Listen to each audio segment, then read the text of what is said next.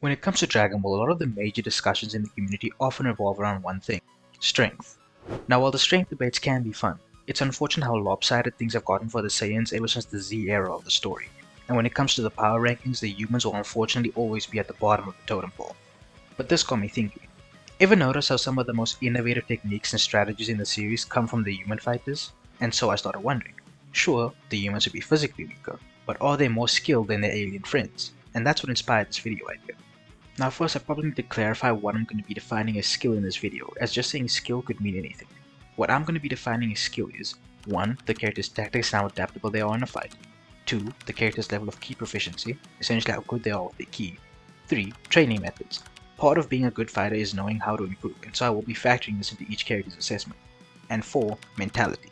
A big part of ki is right-mindedness, and there are several fights in the series that get decided by a character's mental state.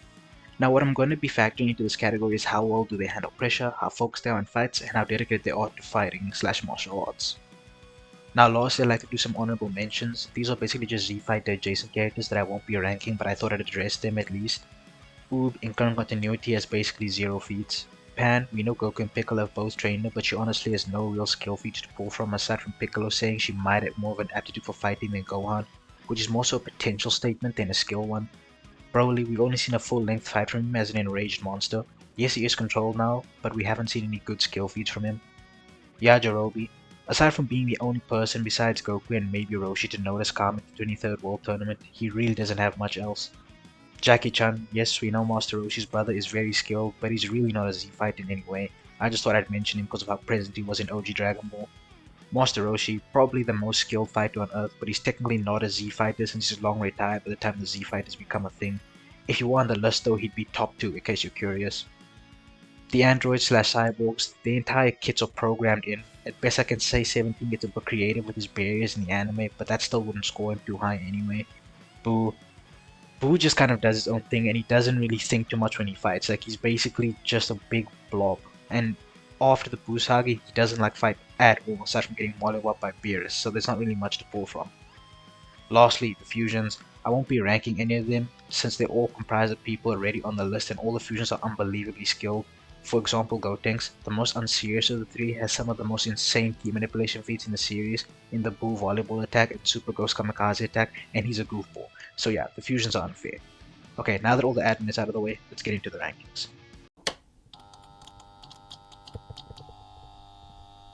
Now I hate to start off the list with a tie, but unfortunately with these two I don't think I have a choice. Both Saiyans are young prodigies and are still the 2 youngest Super Saiyans in history. Trunks even as a kid is shown as capable of manipulating his ki wave's trajectory after firing it, and currently is capable of even being able to precisely manipulate the air to create offensive mini tornadoes.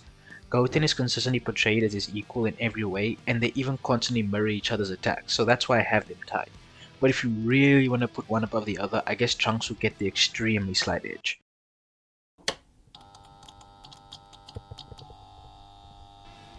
Future Trunks is shown to be a capable swordsman and also has training from the Supreme Kai. In the manga, he's even shown that he's managed to train himself to the point where he can force Goku to Super Saiyan 3 and even master Super Saiyan 2 to the point where he can match Goku Super Saiyan 3 in power. The fact that Trunks is able to train himself to this point is a testament to his own skill as a fighter, and Goku even says as much. Now we don't know what Trunks did to achieve this power, but the results speak for themselves. Unfortunately, Trunks does fall short in the ki manipulation category. No one can deny these attacks look cool, but that's kind of all they do. Trunks' most famous technique, the burning attack, doesn't even have an entry in the super attack dictionary. Gotenks' random punches and kicks have entries in this dictionary, so burning attack not being there doesn't bode well for it. Now if this was Z-Trunks, he'd fail miserably in both the training and right-mindedness categories, but it's clear he's gotten over both of those flaws by the time we see him off in Super.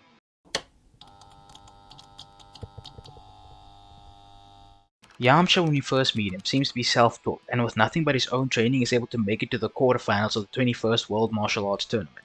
Yamcha is also shown to be a good tactician during Barba's tournament, as he almost beats the mummy, and if it weren't for the mummy having control over his bandages, which Yamcha had no way of knowing, Yamcha would have won.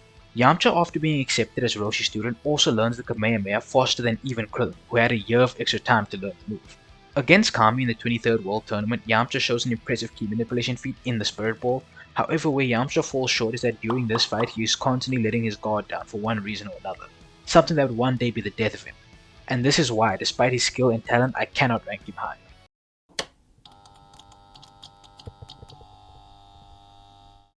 Chaozu has not only mastered the Doran Ray but also has psychic abilities, and these psychic abilities are why he ranks so high.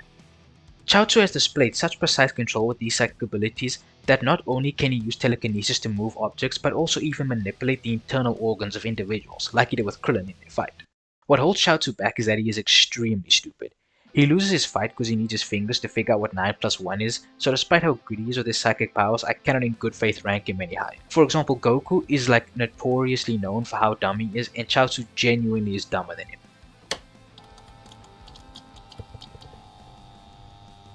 Gohan is the prodigy of the series. Unfortunately, most of this is due to just raw power and not skill. Make no mistake though, Gohan is still an extremely skilled fighter. He learns key mission techniques at a younger age than anyone we've seen in the series aside from maybe Vegeta. However, throughout all of Z, his skill is mainly a testament to the training he got from his masters. It's in Dragon Ball Super where we get to see Gohan's skill really shine. As in the manga, he not only trains himself in various methods both by himself and with Piccolo, but he also levels up his key manipulation and strategy. We see Gohan do things like make key barriers and pull off the galactic donuts, and when Gohan arrived to fight OG-73, Gohan completely outmaneuvered the droid and even shows precise enough key control to fire Kamehameha directly at the Earth without any worry of the planet being destroyed. He was also able to teach himself the special beam cannon in secret, so yeah, DBS Gohan has really leveled up and earned his spot here. He just falls short because Gohan notoriously has had problems with getting into training, and until recently, he has never seriously trained by himself. Gohan also has had problems with his mentality in the past, specifically his overconfidence, but it seems like he's mostly past that, and he's even starting to learn how to use his rage effectively. We just have to see him in action a bit more, and he can definitely move up on the list, but for now, this is where I'm placing him. Now we've got Gohan's master. Piccolo is shown to be capable of great key manipulation feats, as we see with both the Hell Zone Grenade and Special Beam Cannon. He is also the first one to teach Gohan how to fight, and very importantly, the current Piccolo has all of Kami's knowledge as well, and Kami was one of the best martial artists on earth who taught Goku a lot of what he knows by the time of the 23rd World Martial Arts Tournament. And Kami has even trained a lot of the Z fighters alongside his aide Mr. Popo. Now Piccolo didn't inherit any of Kami's Namekian hacks, but we know he inherited all of his knowledge, so it does all apply to him. Piccolo is also shown constantly to be a strategist, coming up with tactics all the time against the Saiyans and Frieza and coming up with combination attacks with Gohan. Piccolo also is one of the main reasons current Gohan can even control the beast form as well as he can, so yeah, Piccolo earns his spot here. What holds him back is that his level of key manipulation and strategy simply isn't on the level of those above him.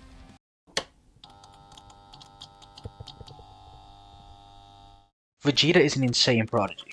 When we first meet him, Vegeta already shows insane levels of proficiency with his ki, as he is able to blow up a Cyberman from the inside out, something he later also does to Kui. He is also capable of creating his own artificial moon and even copying Krillin's destructive disc after seeing it once. Vegeta was also capable of figuring out how to sense ki without any formal instruction. He just kind of figured it out after learning it was possible. The same can be said for him learning about how to control his power. Vegeta, after visiting Yardrat, also masters his spirit way faster than Goku did, and Vegeta was stated to have a more unbalanced spirit than Goku's, and then after that Vegeta goes on to master Force Spirit Vision in just 2 months and Instant Transmission in a few minutes. Now all of this highlights how Vegeta is insanely prodigious, but that's kind of all he is. Yes, he has a natural aptitude for fighting, greater than most, but this is also why I think he is less skilled than those in the top 3, because he never had to work as hard as them in the same ways as them. For example, Vegeta's entire strategy for getting stronger in Z is to copy whatever Goku is doing, and yes, he does get stronger, but he never catches up to Goku because Vegeta overtrains, and even when warned about this by Goku, he doesn't stop. Another reason his prodigious nature harms his skill level is since he's always naturally been the best, he doesn't know what to do when he isn't. This is why whenever he's backed into a corner against someone stronger, he just unleashes Vegeta's technique or keeps trying to bash his head against the wall with no extra strategy. Why won't you die? Prince, has this ever worked? And that's why he loses a lot of the time. The top 3 have all been in fights with people stronger than them, and their first response was not to just freak out and waste energy, but to see if they can instead outplay their opponent. And as of yet, Vegeta hasn't been shown to be capable of doing this, at least not mid-fight. So while Vegeta's key manipulation is top tier, what holds him back is just his mentality and strategy.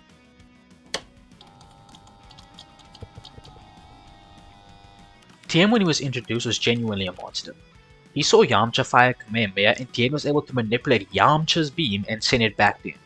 Tien was also capable of copying the Kamehameha after seeing it once, and says from his perspective it's such a low level technique it's easy for him to copy after seeing it once. which is insane considering how much Glazer's move gets in early Dragon Ball. Tien's third eye also allows him to see through things like after images, and his genetics allow him to grow extra limbs and even split his body eventually.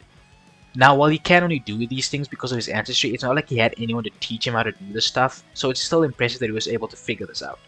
For those of you that don't really know what I'm talking about, it's revealed in multiple guidebooks that Tien's a descendant from a group of aliens called the Three-Eyed People, and he's just, a hybrid between them and humans, and that's why he has a third eye and can do things like split his body. This is also why he's the only person in the manga that uses the multiform technique. Like Krillin and Piccolo using it, that's filler. Like, they cannot use it. Anyway, moving on. Tien was also capable of teaching himself the Mafuba after seeing Roshi do it once, and can use the Tri-Beam, which has destructive force trumping the Kamehameha, but also carries major risk. Tien is also shown capable to use this move multiple times and not die, which is impressive. He is also so skilled that during his fight with Goku, it was stated that a Kamehameha, regardless of how strong, simply won't work on him, and this is definitely referring to his skill and not his power level. He clearly has good training methods as well, because whenever given the same amount of training and same type of training as the other Earthlings, he makes the greatest amount of improvement. What holds him back is his lack of strategic feats, which our number 2 has in spades, but make no mistake, Tien is still one of the greatest fighters on Earth.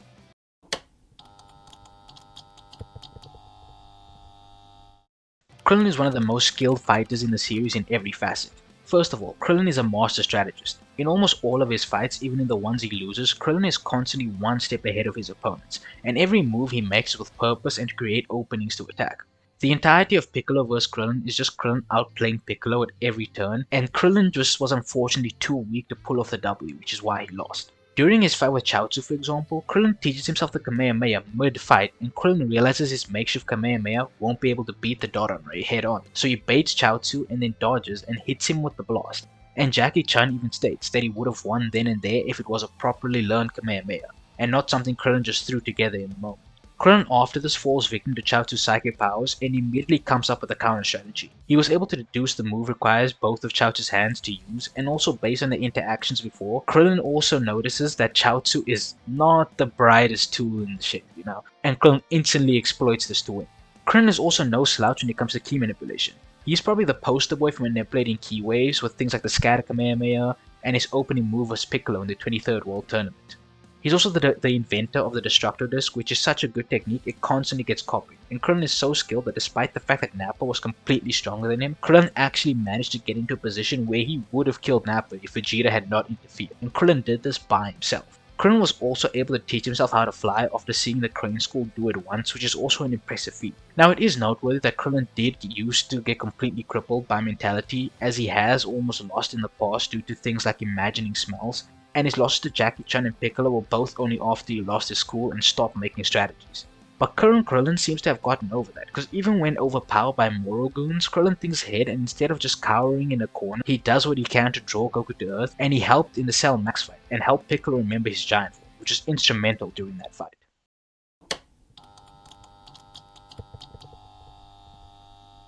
Was there ever any other choice? Goku is without a doubt the most skilled Z fighter. He has gone head to head with almost everyone on this list and is not only overpowered but also outskilled each and every one of them. The only fighter who's managed to keep up with Goku in a technical sense has been Krillin in their fight, but Goku simply trained himself better and ended up dominating. And going forward, Goku just ends up always having the best training methods. He for the longest time was the only character with spirit control until Vegeta got it, but he also employs strategy in almost all of his fights. Mastered the Kaioken Spirit Bomb, which even the creator couldn't do, is the only known mortal to have mastered Ultra Instinct, which requires a lot of mental training as well as physical, and honestly, I could go on all day, but you get the idea. Goku is number 1, and I think it's fitting that he is. Now with that being said, I just want to thank you all for watching. If you enjoyed this video, be sure to leave a like and maybe even a sub if you want to see more. I covered Dragon Ball and even One Piece if you're into that. But for now, let me know how you would rank the Z fighters in the comments below. Did I cook, or is the kitchen on fire? But with that said, I hope you have a great rest of your day or night whenever you're watching this, and I hope to see you all next time.